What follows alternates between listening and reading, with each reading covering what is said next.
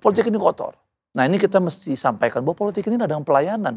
Iya. Nah, Politik ini ladang pelayanan. Yesus dalam banyak kesempatan bicara soal itu.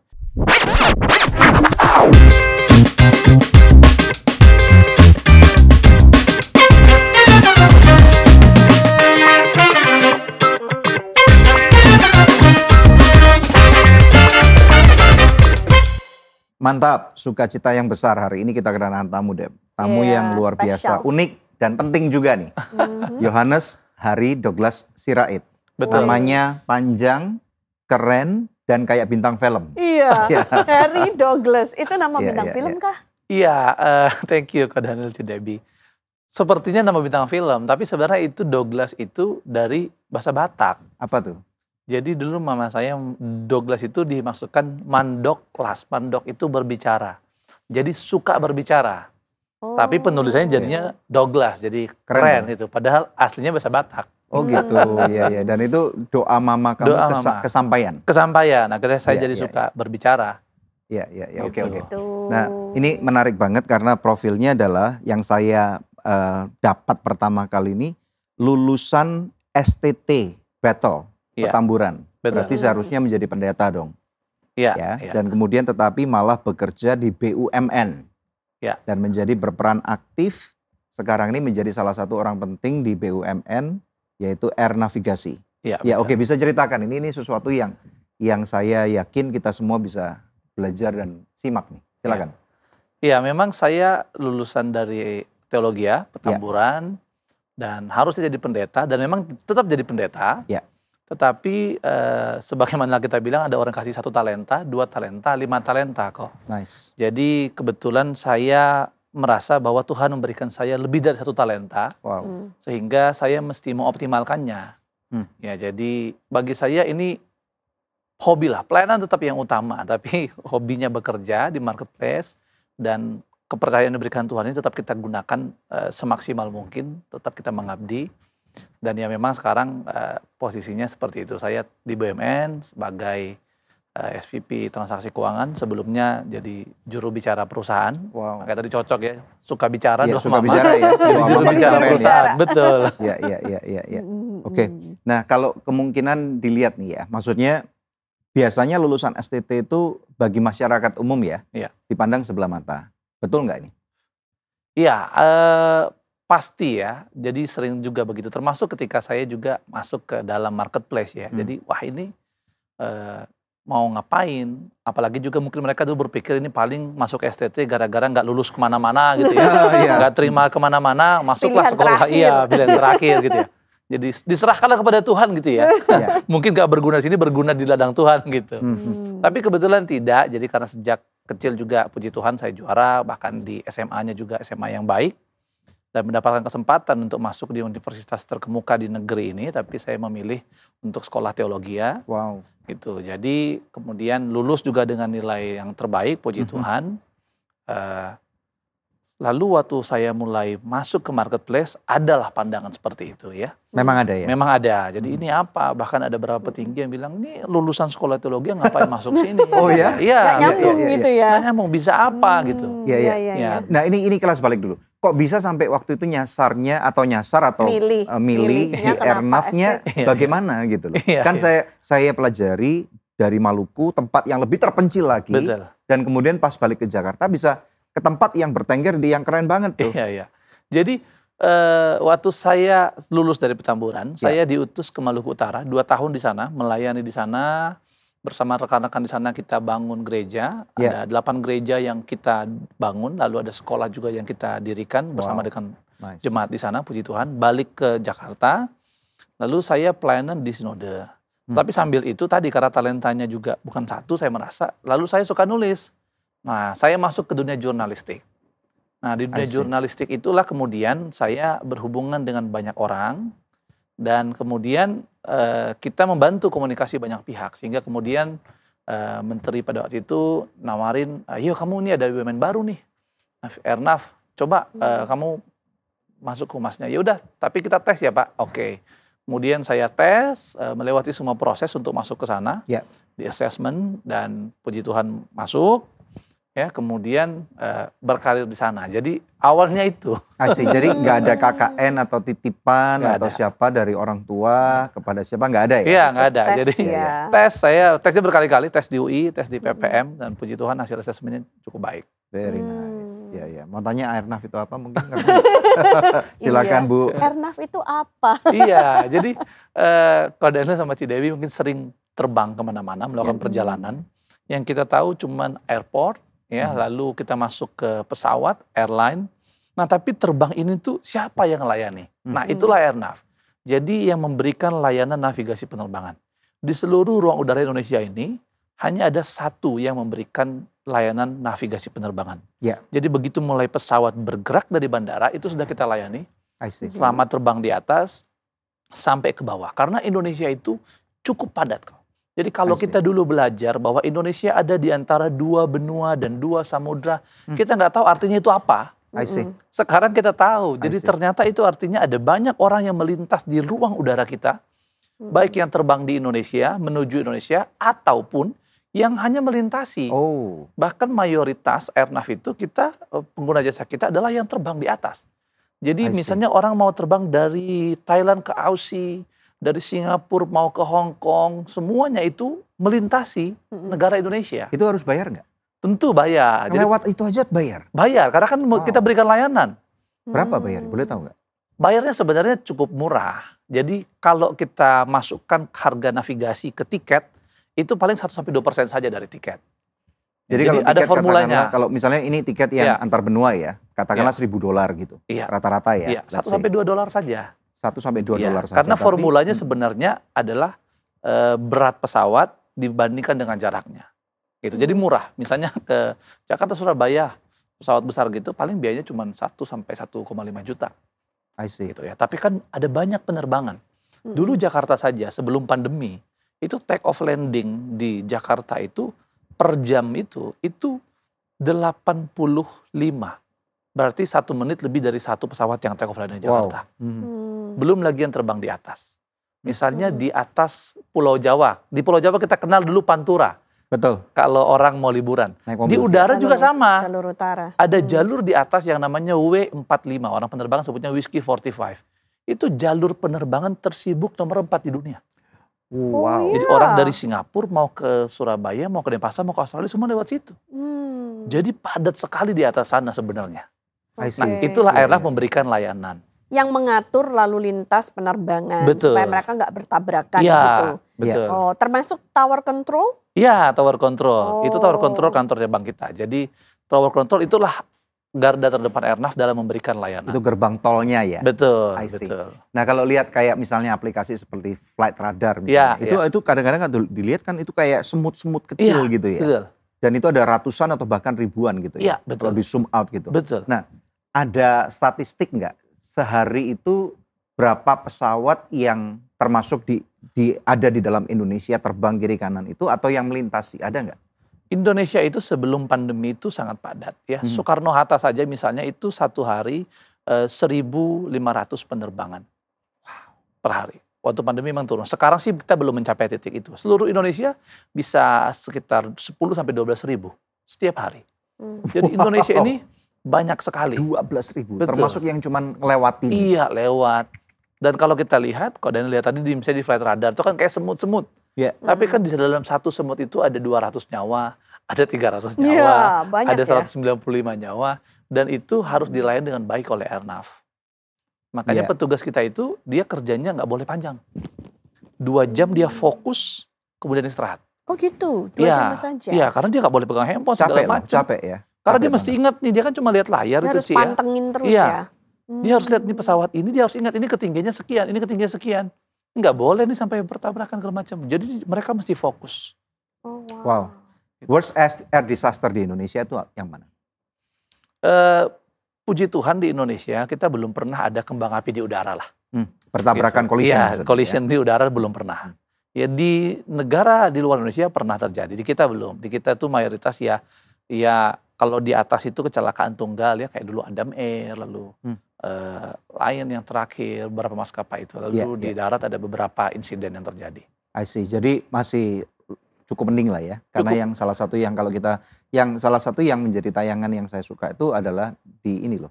Apa namanya, Nat Geo. Ya oke. Air Crash Air Crash Investigation, ya Itu betul. kadang-kadang kalau nonton itu jadi ngeri naik pesawat ya. Betul, betul, betul. Suka lihat nggak? Iya, saya suka nonton. Tapi tadi yang kau bilang jadi ngeri naik pesawat. Jangan takut, karena Indonesia penerbangan kita itu sangat aman sekarang. Dulu Indonesia sempat di-ban di Uni Eropa, dilarang terbang ke Amerika. Sekarang tingkat keamanan kita cukup baik. Bahkan sudah diakui di banyak negara. Terkait navigasi saja misalnya, skor kita itu 87,6. Di mana standarnya itu 60-an. Jadi sudah cukup baik, sudah ditata. Pemerintah memperhatikan dengan serius hal ini. Jadi tidak perlu khawatir lah. I see, oke. Aku jadi punya bayangan deh yang dibicarakan itu gara-gara habis nonton film yang terakhir itu loh. Oh itu. Film yang dibuat ulang 36 tahun kemudian. Iya. Yang mana? Yang ganteng itu pemainnya. Top Gun. Oh, yang mirip sama kau dan yang kayak aku itu. Iya. Oh iya. Betul, Tom Cruise. Iya. Nah oke, kalau gitu misalnya ada intruder, itu kan pasti ya.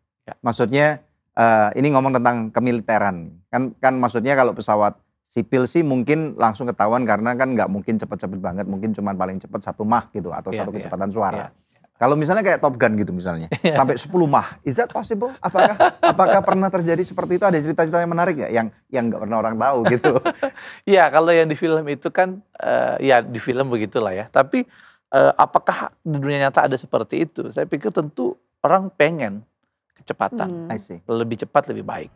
Tapi dulu kan ada pesawat Concorde yang dulu sangat cepat sekali, tapi ternyata tidak ekonomis kalau untuk sipil, mahal sekali. Nah jadi kalau sekarang tadi kalau nanya tentang kemiliteran, kita tuh memang berhubungan erat ya dengan militer, khususnya tentara angkatan udara. Bahkan di tower-tower kita yang besar seperti Jakarta dan Makassar yang melayani lapis atas di ruang udara Indonesia, itu ada military juga yang ada di situ, sehingga kalau ada pesawat yang masuk ke ruang udara kita, tidak ada izinnya, tidak dikenal, dipanggil tidak menjawab, maka kita segera langsung berkomunikasi. Dan TNI AU kita sangat canggih. Jadi beberapa waktu lalu tentu publik pernah mendengar ada pesawat yang dipaksa turun ke Batam, walaupun kargo ya ternyata. Yang dari Malaysia itu? Iya. Oke, itu kenapa itu ya? Iya, tidak memberitahukan izin segala macam. Ya. Jadi tetap diturunkan. Apalagi di Indonesia ya, semua harus kulon nuwun ya. Betul. Iya.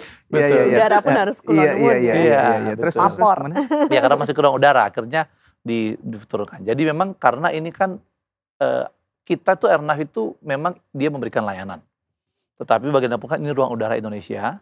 Yang tadi kalau ada gangguan tentu bukan ranahnya Airnav, makanya Airnav berkomunikasi dengan tentara dan tentara sebagai penjaga Indonesia. Keren. Sangat baik, tentara kita luar biasa. Itu karena menyangkut kedaulatan bangsa Indonesia. Betul, ya. kedaulatan. Karena ini wilayah teritorinya Indonesia. Iya. Kalau saya nggak tahu nih apakah classified atau enggak nih ya. Iya. Kalau pangkalan militer yang siap terbang itu di mana aja? Yang saya tahu cuma di Madiun sama di Tarakan. Oke. Di banyak tempat. Iya, di banyak tempat. Jadi karena tentara kita itu kayak misalnya di Halim itu kan juga pangkalan Angkatan Udara. Di banyak bandara-bandara pangkalan Angkatan Udara itu tentara kita itu semua ready dan mereka sering melakukan latihan.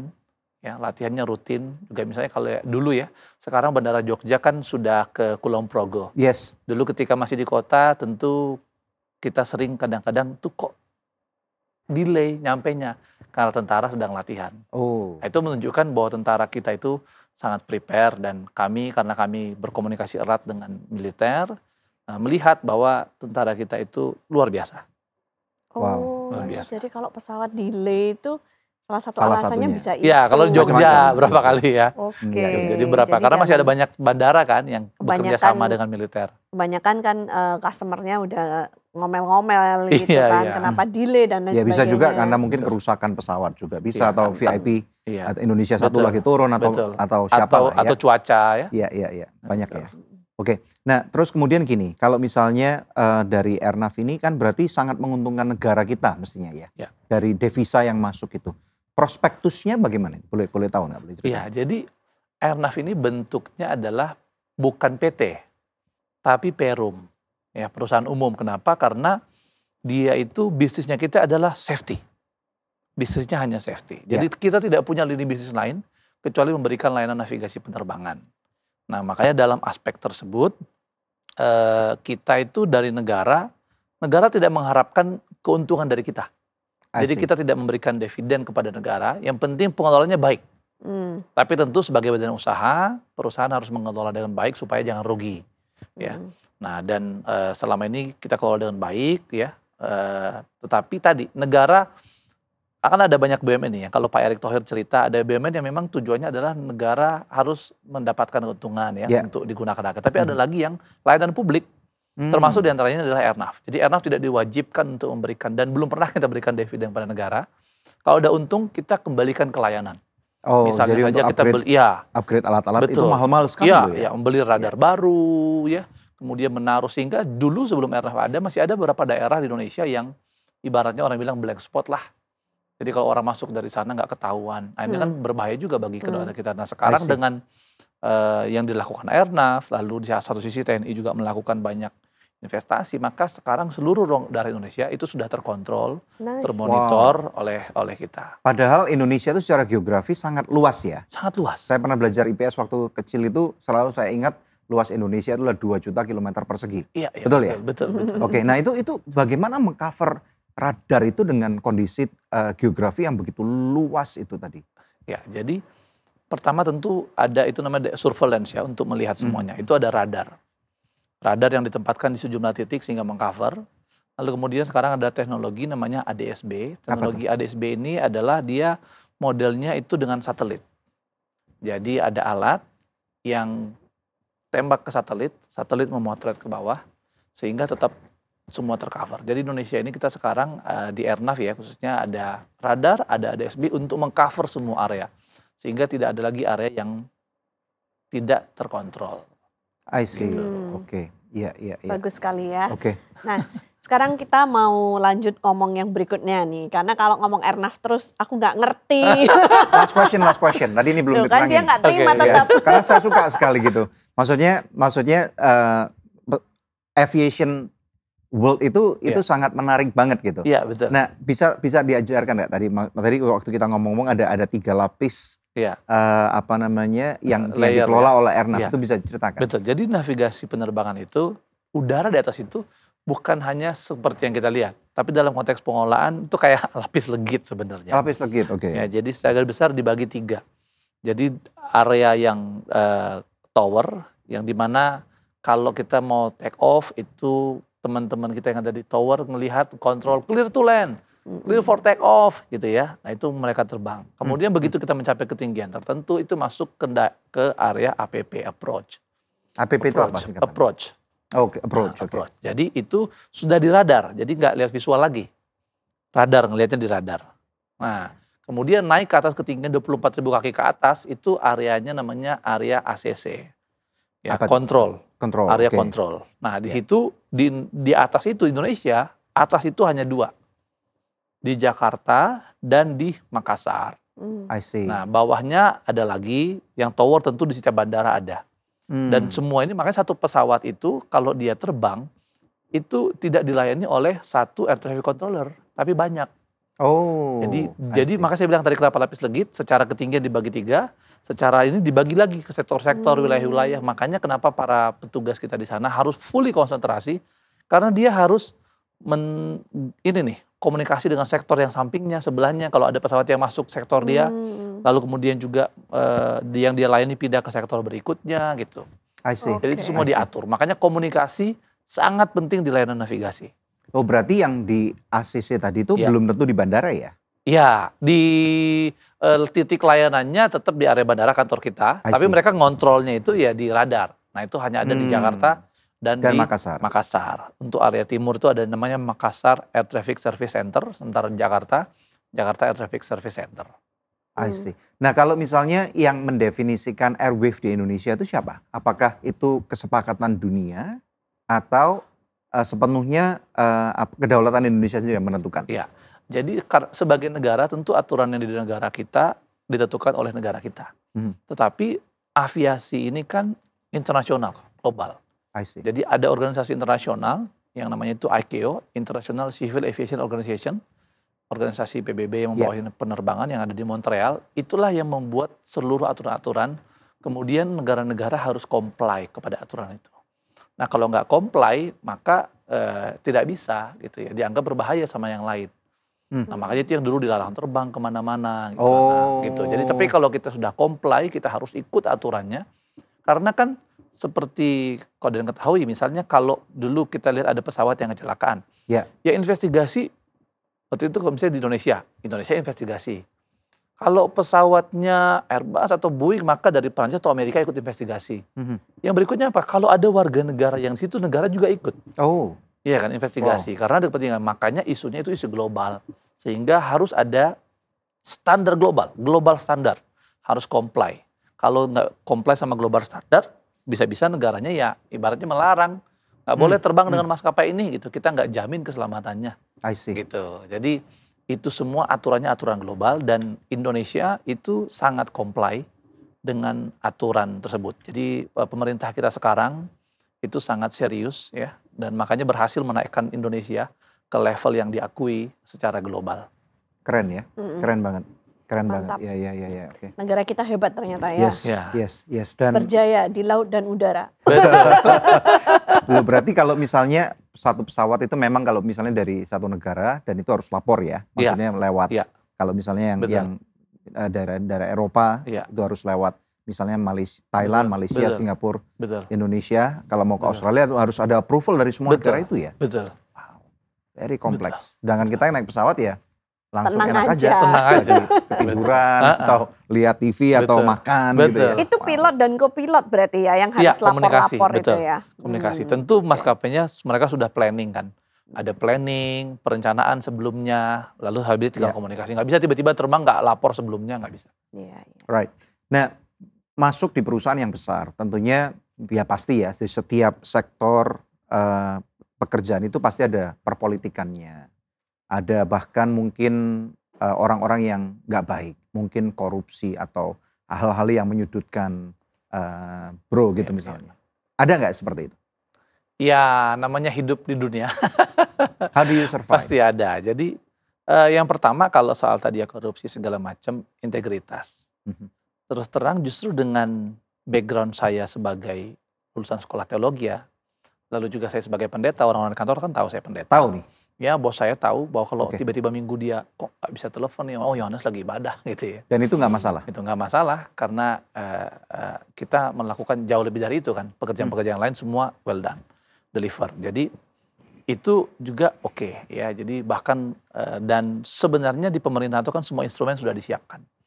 Misalnya kita tidak mau menerima pemberian dari orang, tapi kan orang kadang-kadang berupaya melakukan pemberian. Tiba-tiba kalau sampai ke kita, tapi kan ada proses pelaporan gratifikasi. Beberapa kali saya melakukannya, melaporkan ke KPK ada yang ini ya, coba memberikan. Mungkin karena sebenarnya gini, ada juga orang tidak bermaksud menyuap, cuma kan orang Indonesia itu kan suka berterima kasih. Iya. Itu memang naluri orang Indonesia. Jadi dia tidak bermaksud apa-apa, pemberiannya mungkin kecil gitu ya. Ya mungkin nggak besar lah media segala macam. Tapi dia mungkin ngasih voucher, ngasih apa gitu ya. Nah itu saya laporkan. Nah kalau setelah lapor terus apa yang harus dilakukan? Tindakan berikutnya? KPK sudah menyiapkan polanya untuk gratifikasi. Jadi bahkan kalau saya mau pakai, saya beli ke KPK, saya store. Tapi kalau tidak, diambil oleh KPK, diambil oleh negara. Nanti makanya KPK juga sering juga melakukan pelelangan segala macam. Gitu. Jadi pasti ada upaya-upaya gitu ya. Tapi negara sudah menyiapkan sistem. Kalau kita nggak mau ya kita report aja. Tentu tadi itu kan kalau kita bilang sama orang, saya nggak mau ya dia tapi kan tadi ada orang berupaya untuk niatnya mungkin tidak itu. Yang saya pernah alami sih tidak ada niatan memberikan dosa, enggak. Lebih pada hanya terima kasih. Tapi kan sebagai pejabat di BUMN yang punya ketentuan untuk tidak boleh menerima gratifikasi, saya mesti melaporkannya. Nah dan itu karena tadi ya sebagai hamba Tuhan juga saya punya integritas untuk itu. Lalu kalau yang lain-lain, perpolitikan segala macam, saya pikir komunikasi menyelesaikan segalanya. Ya, jadi kita tinggal bagaimana membangun komunikasi. Kadang-kadang kan orang itu gak suka sama kita karena dengar kata orang, apalagi sekarang di medsos ya. Jadi dia dengar katanya Yohanes tuh begini segala macam. Saya pernah ketemu orang yang tidak pernah ketemu saya sama sekali. Begitu ketemu sama saya dia ngamuk-ngamuk. Ngamuk-ngamuk. Ini bukan di kantor ya, urusan pelayanan bahkan. Tapi saya begitu dia ngamuk, begitu saya lihat, saya diam, saya ngobrol. Ternyata dia udah banyak dengar omongan soal saya, begini yang begitu ketemu dia tumpahkan. Tapi ketika kita ketemu, mengalami ya, ini orang kayaknya nggak seperti yang saya dengar. Gitu. Jadi saya bergaul dengan semua, bersahabat dengan semua, dan ya puji Tuhan itu bisa menyelesaikan persoalan-persoalan itu. Nah, makanya kenapa Yohanes waktu S2-nya kemudian mengambil bagian komunikasi ya. Iya, betul. Karena merasa komunikasi itu sangat penting. Sangat penting. Tapi yang saya tertarik mau tanya, apa yang membuat seorang Yohanes Sirait itu tertarik sekali dengan kebangsaan?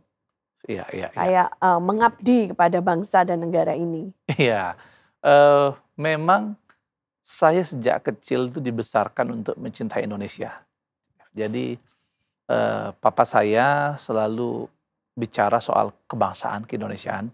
Sejak kecil saya sudah nonton berita, diajak berdiskusi soal kebangsaan sejak kecil. Yang mana juga sekarang saya lakukan pada anak saya. Kita obrolin sehingga saya sangat mencintai Indonesia. Kalau lagi keluar negeri, lihat kantor kedutaan, lihat bendera Indonesia, dengar lagu kebangsaan tuh saya menangis.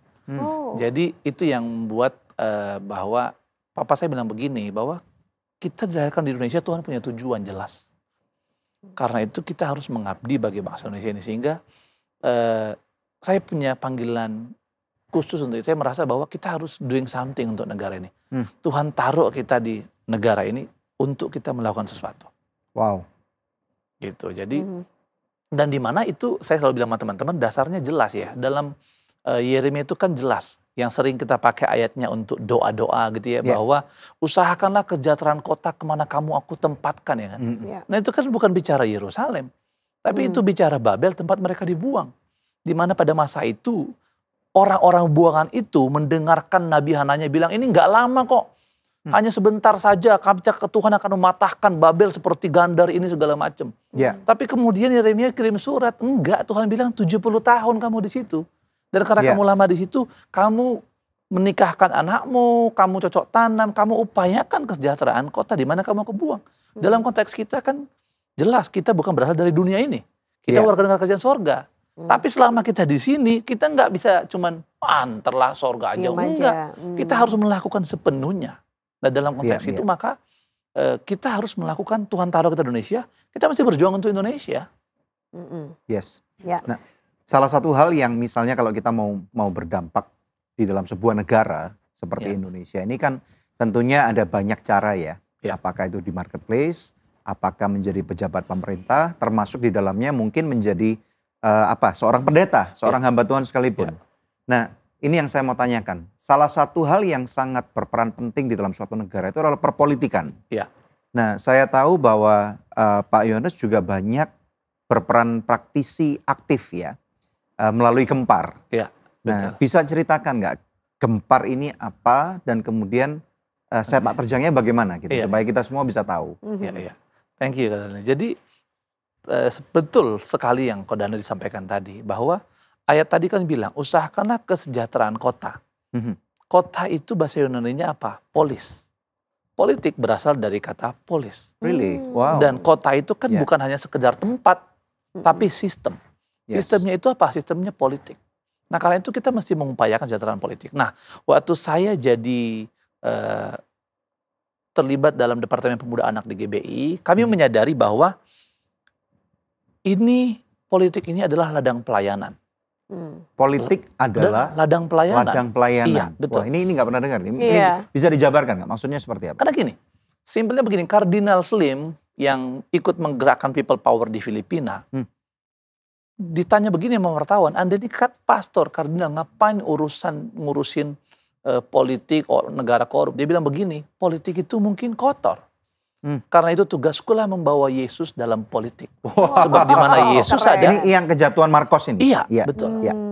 Sebab di mana Yesus ada, maka jadi suci kan. Gitu. Walaupun saya bilang, Pak Sirait tulis buku, politik itu suci. Itu menarik sekali. Jadi politik pada dasarnya demikianlah. Tapi pada prakteknya kan yang kita lihat ini, bahwa politik kotor segala macam. Nah tapi dengan kondisi ini, ya itulah kalau bahasa sekarang orang bilang, kapan lagi orang baik masuk dalam politik. Tapi saya pikir tidak hanya itu. Karena kalau dibilang ini kotor, maka kalau yang suci masuk ke dalam yang kotor, maka yang suci jadi kotor. Yes. Right. Iya kan? Tapi kalau yang maha suci masuk ke yang kotor, maka yang kotor jadi suci. Yes. Iya kan? Amen. Makanya Ya. Kristus maha suci, kita ditebus. Hmm. Nah, dalam konteks tadi benar yang Kardinal Slim bilang, Yesus ini maha suci. Makanya kalau orang mau masuk politik, dia harus bawa Yesus. Karena kalau dianya sendiri saja, Ya. dia suci, jadi kotor pasti. Sebenarnya berapa siap anak-anak Tuhan di Indonesia untuk berpraktek dalam perpolitikan ini? Iya. Yang membuat yang kotor menjadi suci ini tadi. Ya, kalau dilihat itu belum siap. Belum Makanya, siap ya? iya, makanya kita mendirikan Gempar. Makanya kami waktu itu berpikir bahwa nggak bisa nih, kalau hanya gereja saja, maka tetap gerejanya kan tanggung jawab utamanya spiritual. Nggak bisa, itu tanggung jawab utama gereja. Nah, tapi yang ini kan juga tanggung jawab gereja. Tapi kan karena ini politik, maka gereja sebagai institusi punya keterbatasan-keterbatasan. Sangat. Betul. Yes. Ya, makanya perlu kami kemudian mendirikan organisasi yang namanya Generasi Muda Pembaharu Indonesia, Gempar itu. Gempar ini. Generasi Muda Pembaharu Indonesia. Pembaharu Indonesia. Ya, Gempar Indonesia. Nah, dan ini menjadi rumah bagi seluruh generasi muda, baik Kristen maupun Katolik. Ya. Jadi, Katolik sama Kristen kita rangkul semua. Karena saya bilang, jangankan Katolik Kristen lah, kita GB aja kadang-kadang juga ada yang beda ibadah kok. Soal beda liturgi kita nggak usah pusing. Iya, belum Tapi lagi waktu sidang MP ya. Iya, kalau sidang rapat-rapat pastilah. Tapi Iya, kan iya, iya. soal isu kebangsaan kita harus berdiri Bersatu. bersama-sama. I Iya. see. Kita harus bersatu bersama-sama Iya. karena ini negara kita. Dan ibaratnya kita juga pemegang saham di Republik ini loh. Kita bukan penumpang di Indonesia. Karena kita mesti bertanggung jawab. Nah, karena itu kita kemudian mendirikan Gempar ini, kita mengadakan pelatihan-pelatihan. Tentu pertama sosialisasi dulu. Karena pikiran orang tuh Iya. politik itu kotor. Benar. Agama jangan urusan sama politik. Benar. Terus banyak kan orang akan berpikir lebih baik kita nggak usah lah Nggak usah, nggak usah betul. cawe-cawe Nggak usah politik cawe-cawe. gitu. Iya, iya. Yang mana itu berasal dari zaman Orde Baru. Bukan hanya Kristen sebenarnya. Di agama lain pun Orde Baru ini kan dulu supaya ini jangan masuk, nggak boleh nih. Disegregasi Politik itu kan iya segregasi. Iya, Bahkan iya. politik dianggap kotor. Bahkan partai penguasa waktu itu nggak partai loh, golongan saja namanya. Iya kan? Jadi itu memang sudah sejak ada zaman Orde Baru. Politik ini kotor. Nah ini kita mesti sampaikan bahwa politik ini ladang pelayanan. Iya. Nah, Politik ini ladang pelayanan. Yesus dalam banyak kesempatan bicara soal itu. Dia bilang berikanlah kepada Kaisar apa menjadi hak Kaisar dan berikan kepada Tuhan apa menjadi hak Tuhan. Itu kan Wow. soal politik. Wow. Tuhan kita panggil raja, itu kan jabatan politik. Iya. Indonesia pernah memiliki beberapa partai Kristen Iya, dan mereka pernah duduk di kursi DPR. Iya. Ini yang saya ingat ya. Iya, iya, betul. Kita nggak perlu menyebut nama, tapi saya yakin Betul. semua orang pada tahu. betul. Tapi setelah itu kita melihat nggak ada dampaknya. Dan bahkan ada berita-berita miring yang kita dengar bagaimana pendeta-pendeta yang waktu itu menjadi anggota dewan, ya ikut-ikutan juga. Iya, iya. Bahkan ada istri-istri pendeta yang maaf kata kemudian berselingkuh dengan anggota dewan lainnya dan Iya. meninggalkan Waduh. suaminya. tidak menjadi Ini Iya, pernah iya. dengar kan? Betul, betul, ini betul. gimana Teladan kalau yang misalnya ada orang yang ngomong itu, jadi seharusnya yakin loh Iya. gitu. Betul. Jadi itu yang saya bilang tadi kok. Itu kenapa? Karena ini hanya sekedar suci, masuk yang kotor. Sekedar yang suci masuk Masuk yang kotor. Bukan yang maha suci. Dan I memang see. kalau kita bicara soal pergerakan politik kekertaan di Indonesia, ini kan hanya sekedar orang Kristen. Ini bukan gereja mengutus anaknya untuk dalam I politik. see. Wow. Jadi ini ya kayak indelible lah. Iya. Selama ini ya orang-orang termasuk ini saya harus mention nama nih. Pak Ahok gitu. Iya, betul. Ini indelible ya. Iya dong. I see. Artinya- baru ditangkap oleh partai politik untuk kemudian karena orang ini udah punya nama gitu. Iya, betul. Misalnya Pak Ahok saja tadi karena Iya, kalian iya. sudah menyebut. Pak Ahok itu kan sebelum dia 2012 jadi wakil gubernur bersama Pak Jokowi, kan dia kalau kita lihat waktu itu anggota DPR Komisi 2. Yes. Iya. Dia waktu itu mau maju jadi calon independen gubernur kan sebenarnya Iya. nama dia. Dan kami pada waktu itu karena lihat ini orang bagus, kita juga ikut juga membantu Pak Ahok. Ayo ketemu sama beberapa orang. Ada banyak gereja, ada banyak pendeta pada waktu itu bilang, aduh ngapain sih ini orang ikut-ikutan. Apalagi dia belum terkenal waktu itu kan. Yes. Wah ini ngapain ini bikin susah kita gitu loh. Jadi kadang-kadang gereja juga ada problem gitu. Kita nggak mau ngurusin orang. Tapi begitu terpilih, dulu kita dukung Bapak, Pak. Gitu kan. Padahal dulu bilang enggak gitu loh. Iya, iya, iya. Nah iya, jadi ya iya, cuma kan iya, ya iya. Pak Ahok ya dengan prestasinya capai dia itu cukup membanggakan kita ya waktu itu Yes. mengadakan perubahan-perubahan. I Gitu. see. Orang sebesar seperti Pak Ahok pun akhirnya kandas Iya. di dalam politik. Nah ini makanya dengan resiko yang sangat besar, Iya. bagaimana caranya gempar itu akan mempersiapkan anak-anak Tuhan yang seharusnya sudah ada di zona aman, bukan zona nyaman ya. Zona aman kan maksudnya kita enggak, kalau istilahnya apalagi negara ini negara yang harus bertoleransi. Asal kamu kalau khotbah enggak nyebut kepercayaan lain, suku ini, gereja kamu enggak bakal dibakar lah. Nah, gimana nih? Iya, jadi saya bilang ketika orang masuk ke politik memang godaannya saya bilang bukan besar, tapi besar sekali. Ya, besar sekali. Jadi memang perlu gereja itu benar-benar memegang anaknya, saya bilang. Karena gini kok, misalnya ada orang, tidak ada orang masuk ke politik itu tujuannya ngerampok. Nggak ada. Nggak ada. Saya pokoknya masuk mau korupsi, nggak ada. Tapi akhirnya banyak yang jadi perampok. Iya, begitu dia datang dia kaget, belum pernah lihat duit dolar jumlah besar ya kan, bisa jadi dia terima. Nah, kamu udah pernah kaget? Belum. Jadi saya bilang tadi, orang, nah tapi kalau orang tiba-tiba dapat tawaran begitu, tapi kalau dia tahu bahwa dalam semua proses ini, pendetanya, gembalanya mendoakan dia dari komunikasi, dia bisa nanya dong sama pendetanya, Pak saya dapat godaan nih Pak. Asal jangan pendeta bilang, bagus ambil aja yang penting bawa pembangunan gereja ya kan. Jangan sampai. Gereja perlu pembangunan gereja perlu pembangunan, jangan dong. Tapi dia harus ada teman dong untuk ngobrol. Dia harus bisa itu dong. Nah makanya penting gereja melahirkan anaknya untuk diabdikan dalam pelayanan politik dan kemudian tetap mendampinginya. Pendampingan itu perlu. Gitu loh. Jadi kalau misalnya ya ada orang jadi anak gereja, jadi anggota dewan gitu ya. Jadi menteri, tapi kemana-mana dia selalu ditemenin nih. Sama pendeta, sama apa, spiritual kemana-mana. Kira-kira sempet gak sih dia terima itu? Nggak sempet lah. Pasti ada opportunity ke sana. Iya. Tapi harus dia memutuskan dong. Iya. Ya. Tapi saya melihatnya kalau misalnya dibarengin secara eksplisit seperti itu, takutnya kalau misalkan orang tersebut kemudian gak tahan godaan, kemudian melakukan sesuatu yang salah, gerejanya bakal dibantai sama banyak orang. Nah, itu juga merupakan satu resiko gitu. Bukan hanya politik, dalam hal bisnis pun juga gitu. Kalau pendeta terlalu mendampingi seorang bisnismen, yang kemudian bisnismen ini katakanlah hancur bisnisnya atau dia merugikan banyak orang, itu gerejanya bisa dijelek-jelekin di seluruh Indonesia, Pak. Disitulah penting. Ngomong kayaknya ada pengalaman aja. Dari hati tadi ya. Politik politik lebih serem lagi kan, gitu loh, ya kan. Disitulah keberadaan gempar itu untuk menjadi jembatan. Jadi saya bilang tadi bukan maksudnya bahwa harus pendetanya ini, tapi ada orang yang ditunjuk pendetanya untuk mendampingi. Tadi dalam konteks tadi gempar itu ada. Itu sehingga tadi, itu yang saya bilang tadi, gereja pingin tapi ada keterbatasan, ada resiko segala macam. Makanya gempar hadir. Makanya saya bilang dalam gempar ini kita bukan hanya sekedar bicara politik, karena sudah banyak orang yang bicara politik. Bukan hanya sekedar didik orang, bukan.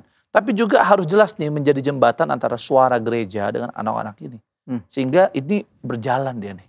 Apa beda gempar dengan Lemhanas? Kalau Lemhanas kan lembaga yang dibentuk oleh pemerintah ya untuk memperlengkapi. Makanya itu. Ya, kalau kita seharusnya kan mirip kan? Iya, jadi kita organisasi ya tentu banyak yang perlu kita lakukan. Termasuk misalnya pekerjaan-pekerjaan seperti yang dilakukan Lemhanas, mengadakan edukasi kita lakukan. Makanya kita juga membentuk pelatihan sekolah politik namanya Aliteia, Akademi Politik dan Ekonomi Indonesia, ya untuk mengadakan pelatihan kepada orang-orang, memperlengkapi. Apa aja yang diberikan selama pelatihan itu? Jadi diajar soal politik, soal gambaran ideal soal politik bagaimana, sampai ke hal yang praktis. Misalnya kalau orang mau kampanye, ya kan, bagaimana cara melakukan kampanye? Bagaimana cara memetakan saya mau mencalonkan di mana nih?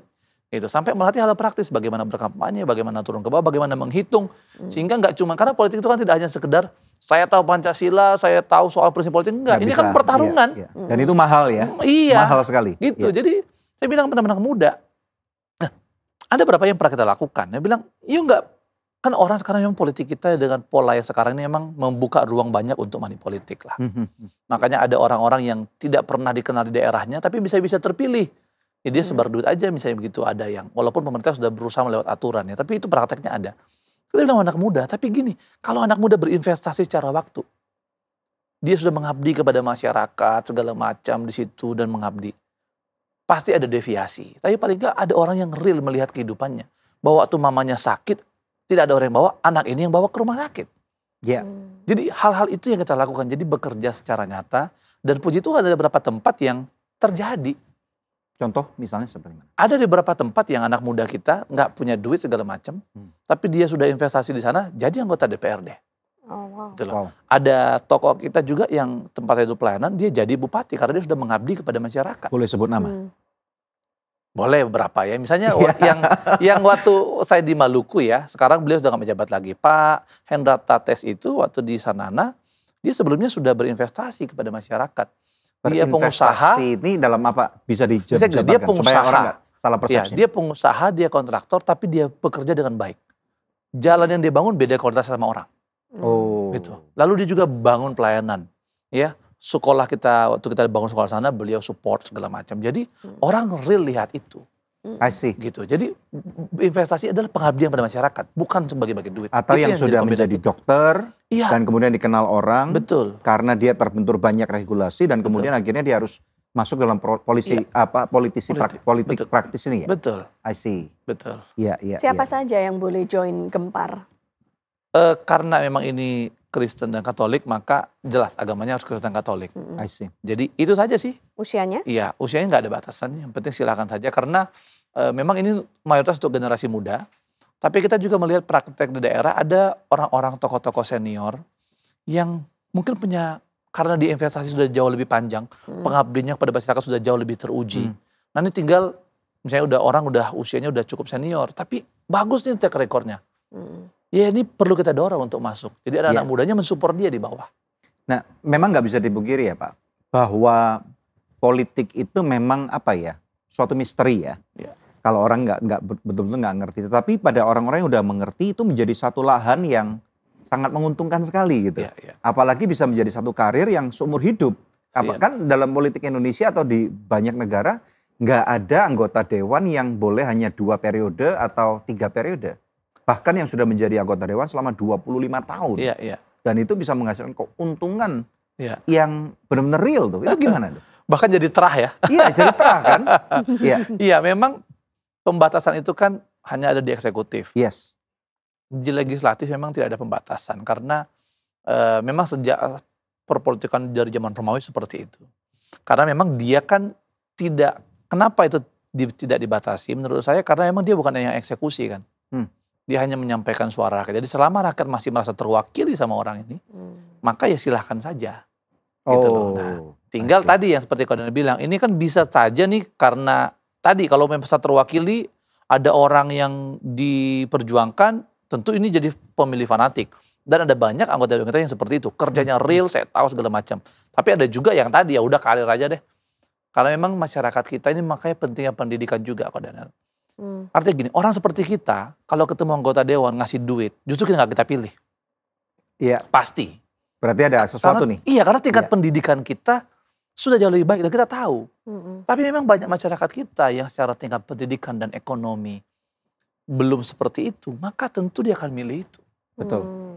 Baru-baru ini di salah satu tempat pelayanan kami di daerah Sulawesi Tengah, saya lagi mendorong kepala cabang kami untuk menjadi kepala desa. Tapi kalah. Dia perlu join Gempar. Nah ini ada nasihat dengan kondisi yang mungkin istilahnya semangatnya lagi down nih. Dan saya yakin banyak orang-orang seperti ini karena sebagai orang Kristen, sebagai hamba Tuhan, kita semua kebanyakan pasti punya optimis, semangat yang tinggi bahwa kita mau membawa perubahan. Tetapi pada waktu orang-orang di sana merasa bahwa kami nggak mau berubah, bukan perpolitikannya dulu nih. Kami dengan tadi dikatakan dengan pendidikan yang sangat minim di daerah-daerah kan, dan kemudian dengan cara omong tentang apa ya kalau dibilang itu adalah kedaerahan yang lebih kental, bahwa itu kan bukan putra daerah. Ini kita putra daerah nih. Dan ternyata orang itu mungkin belum teruji, kita juga nggak tahu nih. Nah ini bagaimana nih menghadapi hal-hal seperti ini supaya bagus juga nih kalau misalnya kita orang-orang Kristen bisa praktis dan kemudian bisa benar-benar membawa perubahan dari tingkat desa, kecamatan, kabupaten, kota madya sampai di tingkat eksekutif mungkin. Lainnya. Nah, silakan. Itu menarik. Dan saya juga ini kita selalu bicara Gempar juga seperti itu. Artinya nggak usah bicara DPR segala macam deh. mulai tertarik pada desa. Pekan lalu saya baru ketemu teman yang sejak tahun lalu kita obrolin, dia di Kalimantan, dia di sini Jakarta tapi asal Kalimantan. Dia baru menang pemilihan kepala desa. Wow. Dia bilang, dan yang waktu dulu kita bicara, oke. Dan memang dia menghabiskan waktu 5 bulan terakhir full ada di sana. Ada di sana. Memang perlu strategi, perlu lain-lain. Karena tadi pemilih kita masih seperti itu. Nah, jadi perlu ada strategi memang untuk itu. Tapi memang tadi dari aspek semangat perlu disadari bahwa ya mungkin perlu mendengar banyak kisah. Misalnya Abraham Lincoln tidak langsung jadi presiden. Betul. Gagal berkali-kali. Ya. Ya, jadi itu perlu kita dengar. Lalu yang kedua, saya selalu bilang sama teman-teman Gempar. Memang dunia memandang politik itu soal menang atau kalah. Tapi kita harusnya tidak. Kita harus jauh lebih daripada itu. Politik itu bukan hanya soal menang atau kalah, tapi juga soal cara. Bukan saja menang atau kalah, tetapi soal cara. Iya. Tapi ini belum masuk prosesnya dulu. Iya, artinya begini. Iya. 2017 lalu, Kak Daniel, teman-teman Gempar di DKI Jakarta itu menyatakan dukungan secara resmi kepada Pak Ahok pada waktu itu. Dan Pak Jarod menerima dukungannya pada waktu itu. Nah, waktu itu dukungan diberikan, itu kan sudah menjelang akhir. Saya sudah lihat data bahwa Pak Ahok nih akan kalah. Saya sudah lihat data itu. Statistiknya jelas. Kenapa? Ini kalau kita belajar dari statistiknya kan, statistik itu kan nggak bisa bohong kalau kita lihat jujur ya. Apakah karena dari denominasi agama yang jelas-jelas secara presentasi kalah, atau karena dari lawan-lawan? Karena memang kondisi pada waktu itu kan sudah sangat berat ya. Sehingga yang memilih Pak Ahok itu adalah garis kerasnya saja itu. Orang-orang yang tadi kan mungkin melihat bagus. Makanya kalau lihat kondisi pada waktu itu, kepuasan terhadap kinerjanya tinggi, tapi mau milihnya enggak. Kenapa? Karena ada gap, ada isu-isu ya pada waktu itu yang kita tahu, yang digoreng ya. Sehingga tidak ada. Dan ada yang bilang sama saya, udah deh dukung yang ini aja, ini pasti menang. Tapi sudah sama teman-teman, ini akan kalah nih. Tapi enggak apa-apa, saya bilang, kalian dukung saja. Tetap kita nyatakan dukungan. Kenapa? Karena kita mau menunjukkan dalam konteks ini, kita akan kalah. Tapi kita menunjukkan bahwa politik identitas enggak boleh digunakan untuk pemilu. Jadi cara yang ini harus kita dorong, meskipun kalah.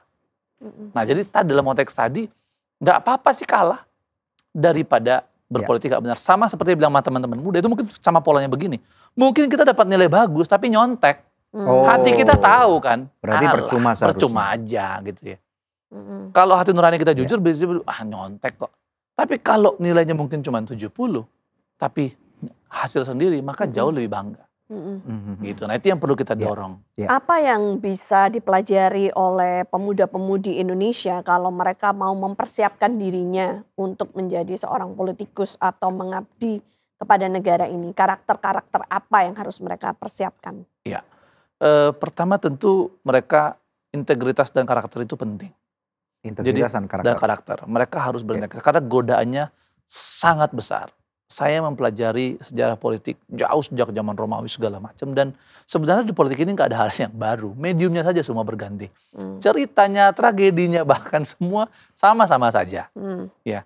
Nah, tapi orang integritasnya harus baik. Karena itu tadi, integritas itu didapat dari mana? Kita negara Indonesia, Pancasila, negara beragama, mengakui bahwa harusnya kalau orang beribadah dengan baik, ya, mempelajari Alkitab dengan baik dalam konteks Kristen ya, harusnya integritasnya baik. I see. Jadi tergantung bagaimana gereja itu merupakan menjadi satu inkubator ya. Bagi, kan istilahnya kita nggak pernah tahu nih dari jemaat mungkin katakanlah 100 atau 1000. Iya, betul. Berapa yang jadi dokter, berapa yang jadi polisi, berapa jadi pengusaha, berapa yang jadi politis praktis nih. Kita nggak pernah tahu ya. Betul. Betul. Tepat sekali. Jadi itu dipelajari. Lalu berikutnya tentu belajar hal lain. Belajar isu-isu kenegaraan. Ya, harus belajar sistem bernegara, belajar hukum, belajar bagaimana undang-undang karena selalu tugasnya itu. Lalu juga makanya kenapa aspek ekonomi juga penting dipelajari. Saya bilang makanya kenapa kita bikinnya itu pendidikannya bukan politik tapi juga ekonomi. Karena misalnya begini, di daerah banyak sekali kita jumpai. Soal isu kenegaraan dia sudah selesai lah.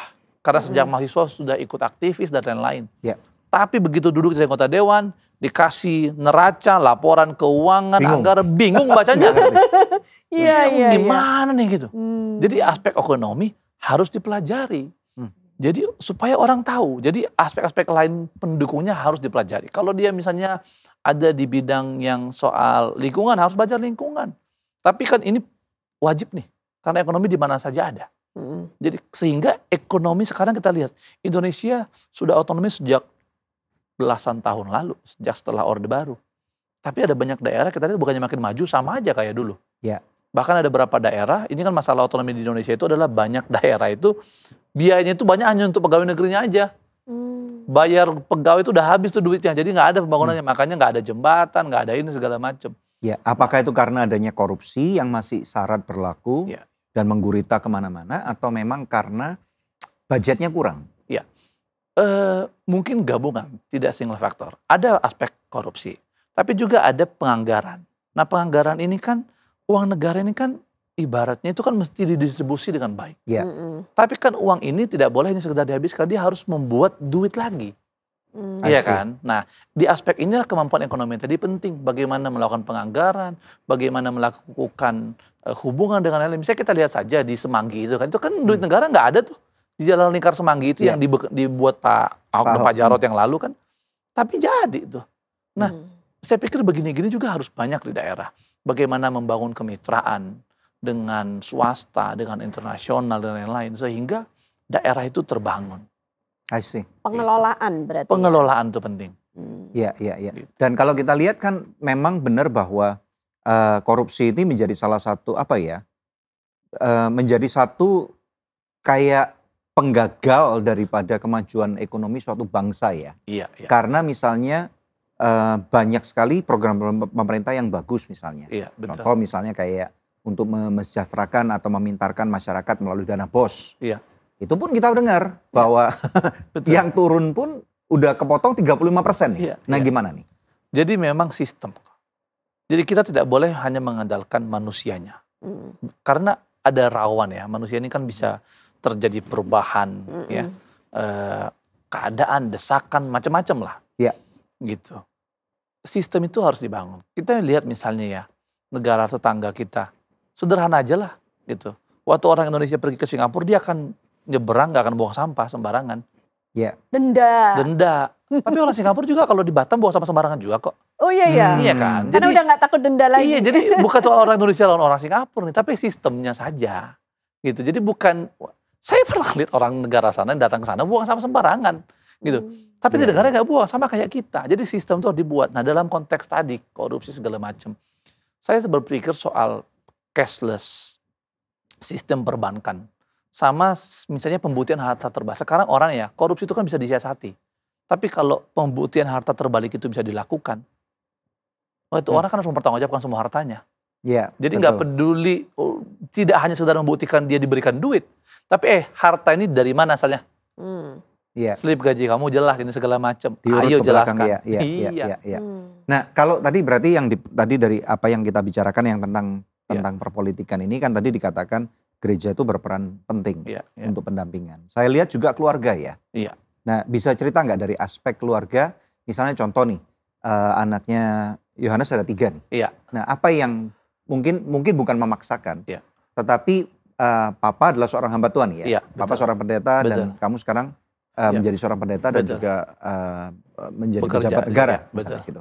Nah, harapan kamu untuk anak-anak kamu bagaimana? Iya, pertama saya menyatakan bahwa anak saya ini, kita orang Indonesia, itu jelas saya sampaikan kepada mereka. Ya. Kita orang Indonesia, saya selalu ngajari mereka, 17 Agustus kita di rumah selalu bikin upacaranya kita saja.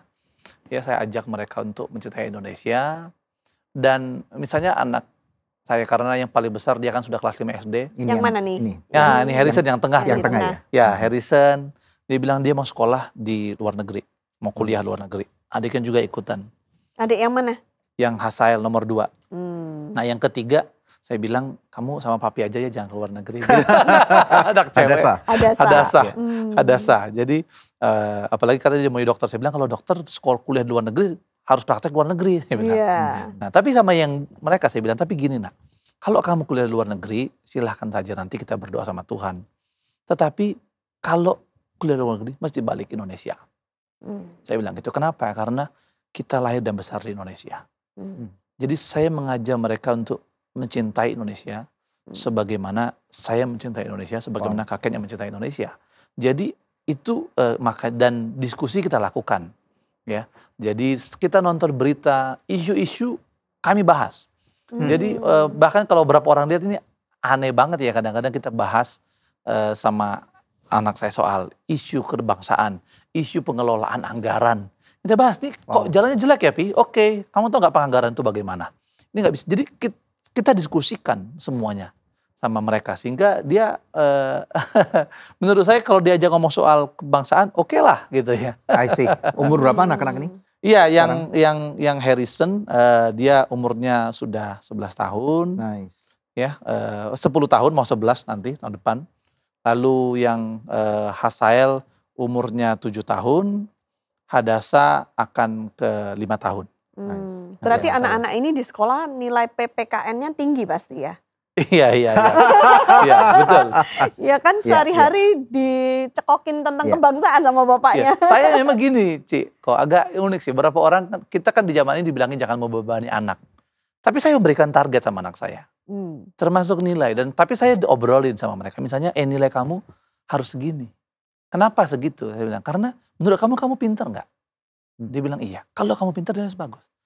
Papi tahu batasan kamu. Kamu juga tahu. Saya nggak akan melewati, tapi saya kasih target sama dia. Iya. Jadi kayak misalnya Harrison ya, dia pingin drum. Saya bilang kamu boleh beli drum, tapi semester ini ada prasyaratnya. Nilainya begini segala macam, dan dia memotivasi dirinya. Itu menjadi satu motivasi yang bagus. Dia tempel tuh kalimat di mana-mana, di pintu, di mana segala macam. Kesuksesan, bahwa upaya tidak akan mengkhianati hasil, ayo belajar. Dia memotivasi dirinya untuk itu. Dan begitu tercapai, dia puas. Lalu baru saya beliin RAM gitu. Jadi nggak langsung lah, tapi ada proses yang harus dilakukan oleh seorang anak untuk mencapai satu tujuan itu tadi. Iya, betul. Ya, very nice. Istri, peran istri dalam kehidupan Yohanes Sirait bagaimana? Istri ini luar biasa kok. Karena saya ini kan orang Batak. Batak Tulen, Sirait. Dan saya ini karena orang Batak juga cenderung gampang marah, gampang emosi. Kita tuh kalau ngumpul ya sama adik-adik, sama papa, sama om. Iya. Dulu waktu saya pertama nikah tinggal di apartemen. Ketika keluarga datang itu tetangga-tetangga pada keluar karena dipikir tadi keributan. Padahal cuma ngobrol aja gitu. Karena semua ngegas gitu. Semuanya ngegas gitu. Tapi puji Tuhan, Tuhan kasih Silvi. Orang Jawa sehingga bisa meredam saya lah ya. Lalu dan dia selalu menyemangati saya ya. Ada momen-momen dalam hidup yang saya merasa udah deh gitu, tapi dia selalu menyemangati saya. Even begini, ada impian-impian yang menurut saya bisa nih. Misalnya dulu ya, ketika tamat dari Petamburan itu kan saya dapat tawaran untuk kuliah ke luar negeri. Tapi karena saya mesti ke Maluku, maka itu nggak diambil. Kemudian balik dari sana, saya menikah, saya bilang kayaknya sekarang nggak mungkin lagi deh kuliah ke luar negeri ya. Dia selalu bilang mungkin aja. Saya bilang kita udah punya anak 3 loh. Dia bilang mungkin aja. Jadi di aspek itu saya merasa saya cukup optimis, tapi ada beberapa momen di mana saya merasa pesimis. Di saat itu dia selalu bilang bisa gitu. I see. Berarti Ernaf ini belum menjadi titik akhir kamu ya? Tidak, tentu tidak. Dan sama internal Ernaf, sama staf saya juga saya bicara. Saya bukan tipe, waktu saya masuk Ernaf saya bilang saya bukan tipe orang yang lama di satu tempat. Kebetulan juga saya ada teman-teman senior yang ngajarin, jangan bertahan satu tempat lebih dari 10 tahun ya. Ntar udah nyaman. 10 tahun mesti keluar. I see. Ya. Kembali kepada perpolitikan nih. Ya. Jadi tadi ada peran gereja. Ya. Terus kemudian peran keluarga ternyata sangat penting. Betul. Nah kemudian tadi ada integritas juga, berarti tergantung individu-individunya nih. Ya. Nah boleh cerita dikit nggak mimpi politik seorang Yohanes Sirait apa? Sekarang terus terang gini, dalam aspek politik saya ini bukan anggota partai politik manapun. Bukan? Ya, bukan. Karena pertama di BUMN saya nggak bisa, saya tidak boleh berpartai. Yang kedua juga saya sampai hari ini masih memutuskan, saya ini politiknya politik kebangsaan aja deh. Itu warnanya putih aja. Tapi bukan golput kan? Bukan. Jadi artinya, tapi dan karena itu makanya Gemparnya juga bermitra dengan banyak partai politik. Karena mesti anak-anak ini mesti kita salurkan kemanapun. Tetapi saya sebagai ketua saya bilang tentu juga akan lebih aman bagi mereka. Sebagai ketua saya nggak berpartai apapun. Sehingga saya nggak ada tendensi kemana-mana. Saya memperlakukan semuanya sama. Ya, nah tapi saya sekarang selalu bicara kemana-mana soal Indonesia Emas 2045, Ko Daniel Cideni. Indonesia Emas 2045. Wow, very ketika Indonesia 100 tahun. Yes. Lembaga dunia memperkirakan bahwa Indonesia pada umur 100 tahun akan menjadi negara besar di dunia. Nomor 4 paling buruk, nomor 6 di dunia. Karena kita punya bonus demografi. Tapi sekali lagi bonus demografi ini kan bukan hanya sekedar kuantitatif. Kalau kita hanya punya sekedar 70 orang usia kerja, tapi nggak kerja kan bahaya. Ini harus menjadi bonus kualitatif. 70% usia kerja ini harus benar-benar produktif, harus benar-benar unggul. Nah di aspek itu saya selalu bilang, kita orang Kristen di mana perannya nanti di sana? Jangan kita bilang kita ini negara Indonesia, tapi kita nggak beri sumbangsi untuk Indonesia. Karena itu kita mesti dorong anak-anak muda kita, selalu bicara di mana-mana, gereja mendorong anak-anak untuk ayo tingkatkan kualitas diri, ayo belajar sekeras mungkin, bekerja semaksimal mungkin, supaya kita berperan dalam mendukung Indonesia ketika usia 100 tahun. Sehingga ketika Indonesia 100 tahun, Indonesia emas, emasnya benar-benar emas, dan kita berkontribusi di dalamnya. Kita terlibat dalam. Jadi saya selalu bicara itu, mimpi itu saya selalu bicara kemana-mana. Jadi dalam aspek pribadi, saya selalu bilang bahwa tentu ada pola ukur sebagai organisasi, kita punya KPI ya, misalnya berapa orang kita dudukkan sebagai anggota DPRD, sebagai bupati, sebagai itu tentu ada. Tapi saya bilang itu bukan hanya sekedar posisi, karena mohon maaf, mayoritas kita di Indonesia Timur juga sekarang pejabatnya Kristen kok. Sejak dulu juga. Tapi gak ada perubahan. Karena kebanyakan, Iya kan? Karena integritasnya masih nggak bagus. Memang kompleks lah, jadi ada sistem segala macam. Tapi kan kita gak bisa bilang bahwa ini orang Kristen kok. Nah karena itu perlu reformasi secara, jadi bukan hanya sekedar Kristennya nih. Karena saya selalu bilang tugas kita bukan bikin orang Kristen jadi banyak. Tapi bikin orang banyak sekristen mungkin, nilainya. Apa yang dilakukan Pak Ahok itu kan menurut saya cukup membanggakan ya waktu itu kita ya lihat kita punya gubernur seperti itu dan orang tuh senang bangga melihat hasil kerjanya. Ya harus begitu. Gitu. Nah itu yang perlu, dan itu pendidikan tuh penting. Pendidikan tuh penting. Makanya saya menaruh perhatian juga pada pendidikan. Adik saya bikin startup pendidikan, kemudian kita juga punya banyak proyek di Papua lewat perusahaannya dia. Lalu soal ekonomi itu penting, makanya juga saya selalu mendorong karena uang beredar itu kan menentukan. Jumlah uang beredar itu daerah menentukan. Tapi kan sekarang dengan adanya teknologi, dengan adanya internet, sudah terjadi demokratisasi. Zaman dulu saya nonton, wah barangnya bagus. Tapi saya di Padang cuma baca ada bintang hanya tersedia di Jawa dan Bali. Saya nggak bisa beli. Betul. Iya kan? Iya. Sekarang dengan adanya Tokopedia segala macam itulah, orang bisa akses keuangan juga semua bisa gampang. Bisa langsung dikirim ke sana. Bisa langsung dikirim. Nah itu yang perlu kita dorong untuk anak-anak muda kita masuk ke sana, sehingga kita ketika Indonesia 100 tahun kita bilang saya berperan untuk itu. I see.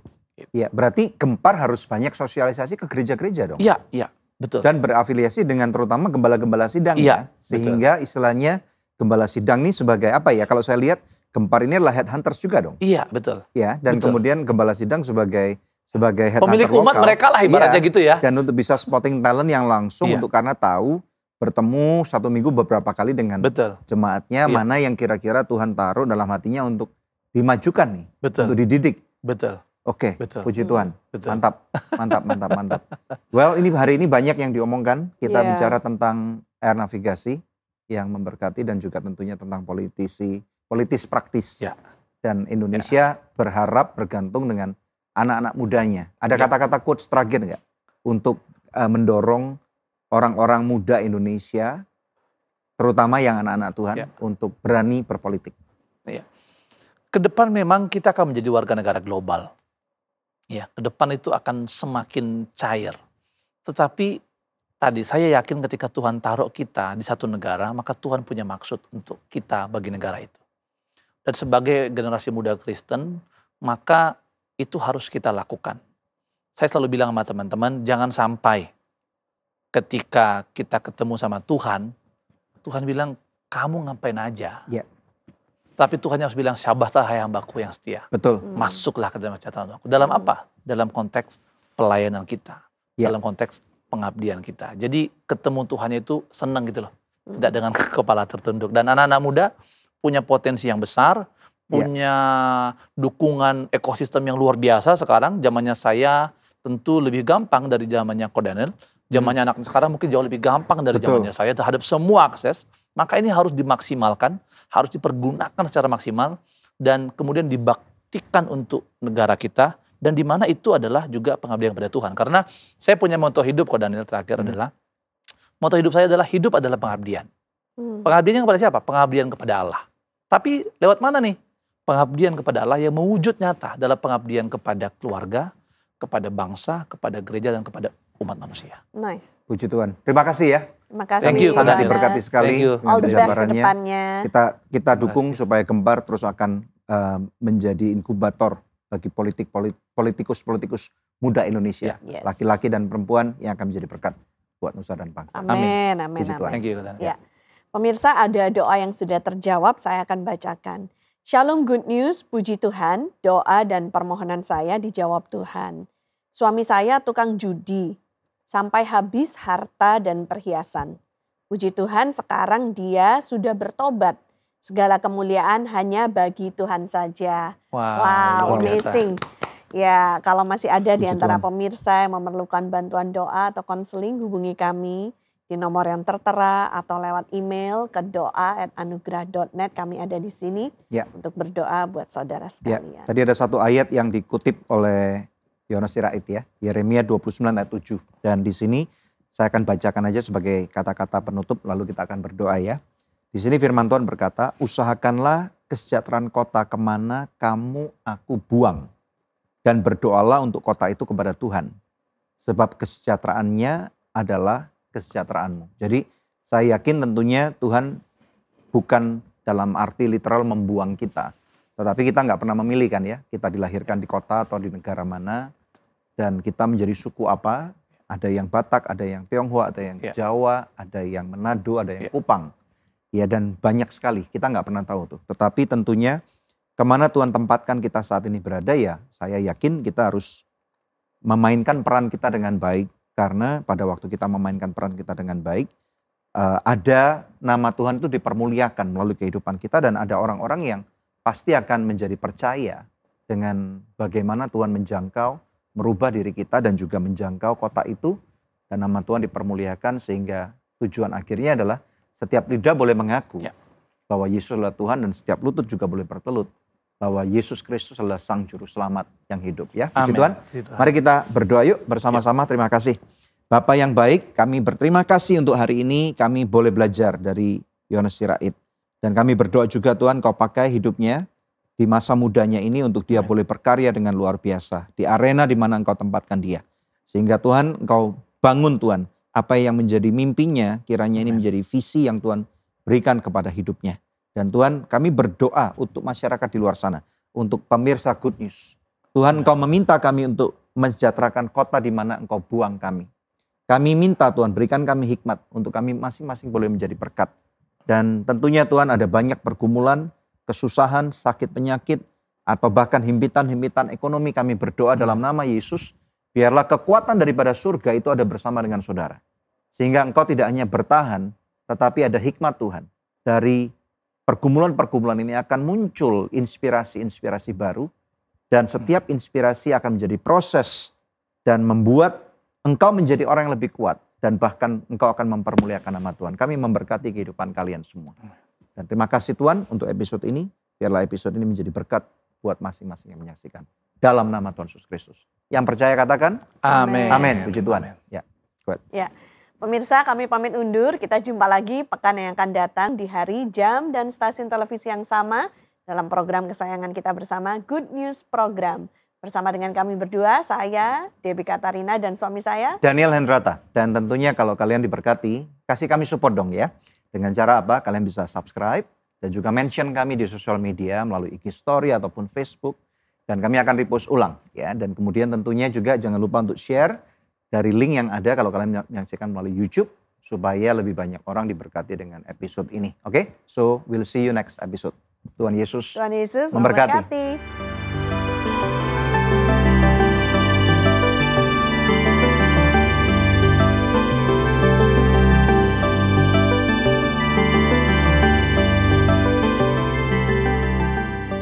Dan aku ingat satu pesan yang hari ini aku pegang gitu. Aku merasa dari Tuhan selalu bilang kalau ada satu orang aja bisa diberkati, maka apa yang kamu bikin tuh nggak sia-sia.